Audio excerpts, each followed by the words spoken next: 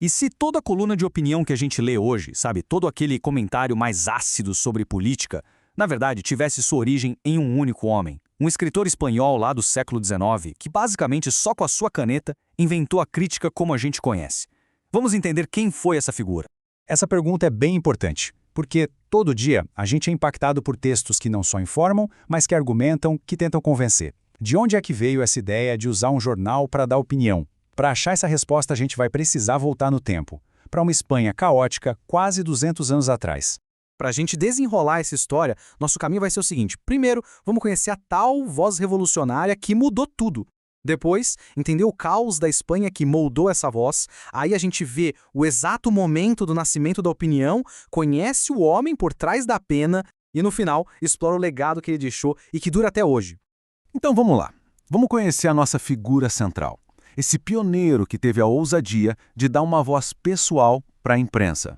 O nome dele é Mariano José de Larra, e o que fez dele uma lenda foi essa recusa em apenas contar os fatos. Ele não narrava, ele dissecava, ele ridicularizava. Larra foi, de fato, o primeiro a colocar uma voz pessoal e crítica na imprensa. Uma atitude que, para a época, era, impensável e totalmente revolucionária. Para entender a força das palavras do Larra, a gente precisa mergulhar no mundo em que ele vivia. E olha, era um cenário de pura convulsão. A estabilidade da época fica bem clara olhando essa linha do tempo. A Espanha do século XIX era um verdadeiro barril de pólvora. Teve invasão do Napoleão, a volta da monarquia absolutista, uma tentativa liberal que foi sufocada rapidinho e ainda por cima o início de guerras civis super sangrentas. Era um país que vivia em crise constante. E no meio desse furacão político todo, a imprensa era surpreendentemente monótona.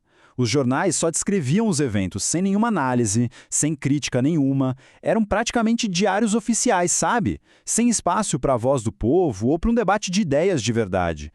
E foi justamente nesse cenário estagnado que Larra surgiu para virar o jogo, criando um jeito totalmente novo de se conectar com quem lia. A arma secreta dele foi um estilo literário chamado costumbrismo. A genialidade aqui foi desviar o foco dos palácios, dos generais. Larra apontou a caneta dele para as ruas, para os costumes do dia a dia, para as pessoas comuns. E ao descrever o cotidiano, ele criava um espelho que acabava refletindo as feridas da nação inteira. Era uma tática brilhante e, claro, profundamente subversiva. Essa comparação deixa a revolução do Larra muito clara. O jornalismo antes dele era objetivo, o dele subjetivo. Antes era distante, ele tornou pessoal. Antes só narrava, ele passou a questionar. Mas a maior mudança, talvez, foi no tom. Ele largou a formalidade e abraçou a ironia e a sátira como suas principais ferramentas. Bom, num ambiente com censura e perseguição, criticar abertamente era um convite para a prisão. Por isso, Larra se escondeu atrás de pseudônimos. Ele foi El Duende Satírico, El Pobrecito Hablador, mas foi com sua máscara mais famosa que ele ficou imortalizado, Fígaro. Como Fígaro, ele virou a consciência crítica de toda a Espanha. Mas, por trás da máscara de Fígaro, quem era o homem de verdade? Pois é, enquanto a vida pública dele era uma subida meteórica, a vida privada era marcada por uma angústia profunda. Essa frase, que é dele mesmo, escrever em Madrid é chorar, resume a tragédia. A batalha sem fim contra a censura, a frustração com a lentidão das mudanças no país e os conflitos da vida pessoal dele começaram a cobrar um preço muito, muito alto. E toda essa revolução, toda essa genialidade foi interrompida de um jeito muito abrupto. 27. Essa era a idade de Mariano José de Larra quando ele tirou a própria vida, apenas 27 anos.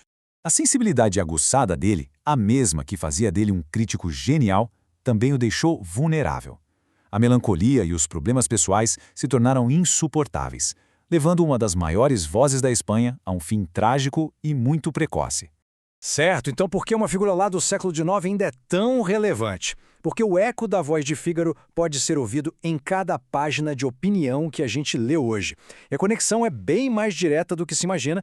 A conexão é cristalina. Larra começa tudo introduzindo a crítica pessoal e a sátira. Os artigos dele criam o protótipo do colunista moderno. Esse formato evolui para a página de opinião que a gente conhece e, finalmente, chegamos ao jornalismo opinativo de hoje, que tem no Larra lá atrás a sua fundação.